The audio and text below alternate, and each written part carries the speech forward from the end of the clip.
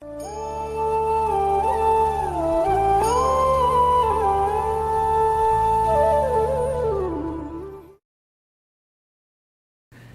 do we focus our minds?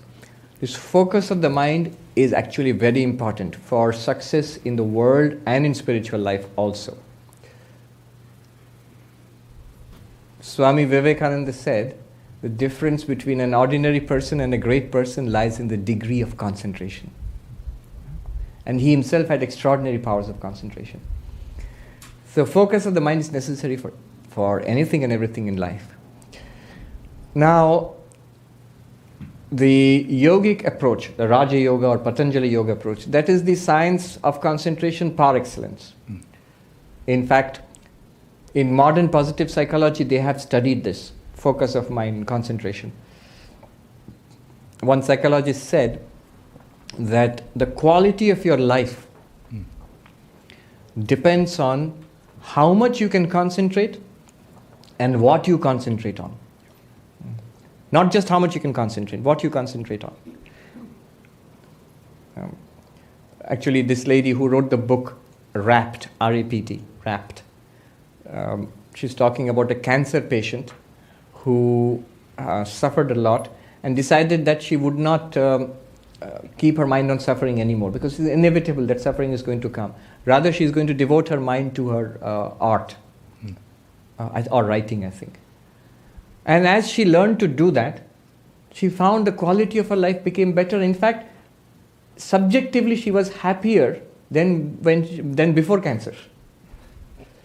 So she says that what you think about. So am I thinking about my writing and art, or am I thinking about the pain and the cancer and the co-payments and so on? What am I thinking of? Where do I put my mind? And how much of the mind I can put on that? Milton said in Paradise Lost, the mind in its own place can make a heaven of hell and a hell of heaven. So it has been studied. A classic book in this regard is Mihai Csikszentmihalyi's Flow. You're aware of that book? Yeah. So he has studied this phenomenon of attention and its link with the quality of life. And in fact, he mentions Patanjali Yoga there. He says, the best methodology that I have seen for attainment of flow is in this ancient technique of Patanjali Yoga. Yeah. Am I audible to everybody? Yes. So that's one method by Patanjali Yoga. That's the method of concentration, where you train your mind to think of one thing and keep on excluding everything else, bringing your mind back to that thing again and again. And there's a whole science in it. In fact, Mihai Csikszentmihalyi, there he points it out, that it's basically a function of two things. One is the challenge posed by the environment, and other is your skill. He gives an example. Suppose you're playing tennis. When you begin to play tennis, it's a great thing just to return a serve. So all your energies and your concentration, focus, you're all aroused and ready to face the challenge. And if you're able to return the serve, that is, you attain flow there. Yeah.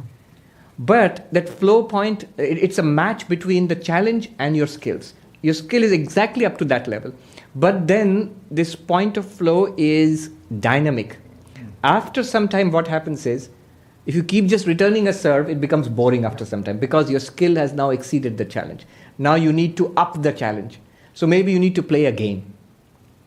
Then you maybe need to play a game against a good player, and so on.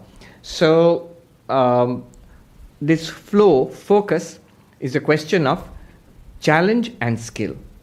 Too much challenge, like in a workplace which is full of pressure, many people know in Manhattan it's like that. Then if your skill, your capacity is below the level of challenge, it leads to anxiety. Yeah. Uneasiness, anxiety, strain. If the challenge is way below your skills, it leads to boredom. If they're well balanced, at that point you get flow, focus, what you're asking. What does that mean practically? Practically what it means is that if you want focus and flow, you need to increase the challenge to meet your abilities. If the challenge is beyond your abilities, the environment is putting too much pressure on your abilities, then you need to break it down into smaller chunks and deal with it one at a time, a little bit at a time, manageable bits at a time. That's in principle. It's easier said than done. But there are other things to consider also in focus. One thing is, one thing which scatters our minds is self-interest. If I am in it for myself, if my idea is that I am in it for this particular person, then always I'll be tense. What have I gained? What have I lost? How much do I get out of this? I'm not relaxed anymore. Selfishness leads to a scattered mind. It can lead to a kind of narrow focus on my own interests, but always it will be vulnerable and you're open to anxiety and fear and frustration. Unselfishness. The unselfish mind is relaxed mind. So the more you are about doing good to the organization you work for, the family unit you are with, or the community, or in general for others, you are relaxed about yourself. Or you are worshipping God in your actions. You're offering all of your actions up as worship of the Lord. It's not so much what I'll get out of it. Swami Ranganathananda ji said, what is spirituality after all? Simplest definition of spirituality, most practical. He said, spirituality is, when I close my eyes, I find peace within. When I open my eyes, my attitude is, what can I do for you? With eyes open, what can I do for you? Here is the world, what can I give, what can I do? When I close my eyes, there is peace within. Our problem is just the opposite. That Swami, when I close my eyes, all sorts of disturbance within. All sorts of thoughts, restlessness within. And when I open my eyes, not what I can do for you, what can I get from you? So this is just the opposite of spirituality. This is worldliness. So, unselfishness, to the extent that we can be unselfish, to that extent mind will be relaxed and better focused. The focus which comes out of selfishness is a narrow band focus, which leads to unpleasantness and tension and frustration. Another insight. Love leads to focus. So what I love, my mind automatically is drawn to that and easily focused without all sorts of techniques.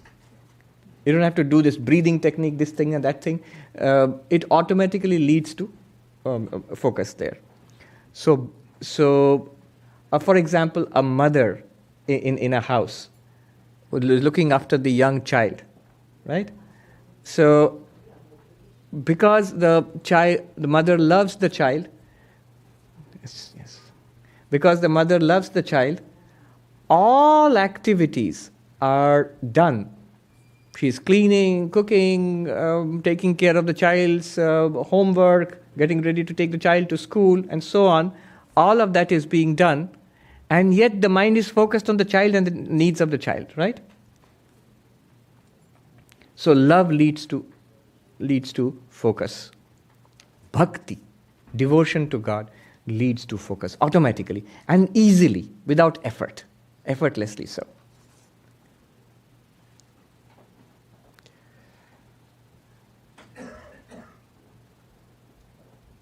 And one more thing, this is what we discussed today, no mind.